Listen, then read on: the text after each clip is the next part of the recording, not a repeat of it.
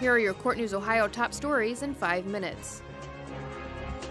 For first-year law school student Andrew Tin, watching an Ohio Supreme Court's Board of Professional Conduct disciplinary hearing at his school was inspiring. It's just an enriching experience just seeing both parties make their arguments and seeing how an actual courtroom works. And it honestly is a great experience to see what's expected in the future for me as a 1L. The board held a disciplinary hearing at a law school for just the second time since 2012. Usually, judges and attorneys charged with professional misconduct have their cases heard at the Thomas J. Moyer Ohio Judicial Center in Columbus. Capital University Law School students were able to watch the 3-judge hearing panel and see what happens during a discipline hearing. I think many of our students come here and they've seen lawyers on TV and they kind of know what criminal litigation looks like, but beyond that, they don't have a lot of experience with the legal system. This gives them an opportunity to kind of understand those rules of professional responsibility a little bit more deeper and a little bit more meaningful way. The students heard a Columbus attorney explain to the board panel why he didn't think he improperly withdrew from representing his client.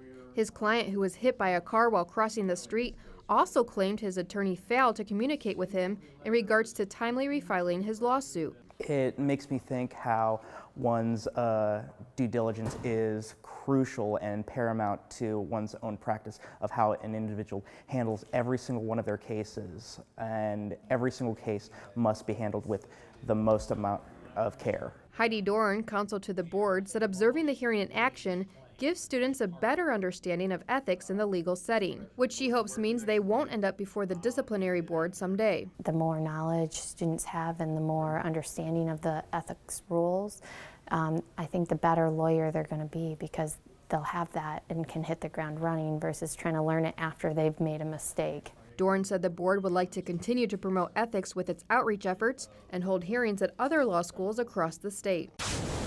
About 70 Northeast Ohio attorneys and judges talked to pro bono providers and explored available opportunities at the Lawyer to Lawyer Give Back for Justice event in Cleveland on October 8th.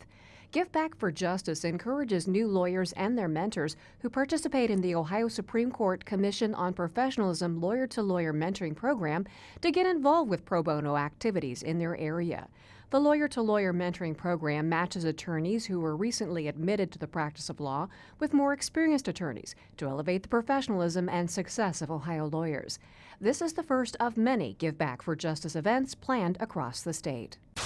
A courtroom full of Central Ohio high school students met with Columbus native Will Haygood, whose Washington Post articles served as the basis for the 2013 award-winning movie The Butler. The discussion was part of the Ohio Supreme Court's Forum on the Law lecture series held on October 20th at the Thomas J. Moyer Ohio Judicial Center. This year, high school students got to hear about an important subject. Race relations is an issue that's really close to my heart. Pamela Birchai, a Westland High School junior, grew up listening to racist comments. My grandpa grew up in Akron, and racial tensions were really high when he grew up, and he has a really different opinion than I do on race relations. That's why Birchai liked hearing author Haygood talk about racial equality. Haygood discussed his new book, Showdown, Thurgood Marshall and the Supreme Court Nomination That Changed America, and the students heard about how a group of Southern senators tried to block the first African-American justice from taking a seat on the U.S. Supreme Court. Marshall fell in love with the Constitution, fell in love fighting in the court system.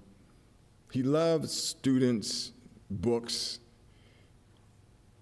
and he loved brave people who were brave just for a righteous cause. Haygood also talked about second chances. For him, it was telling his basketball coach, after he was cut from the team, that he deserved a second chance.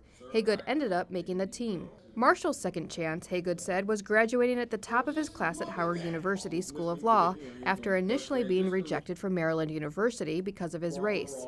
He found his calling shortly after by helping those who needed a voice find justice.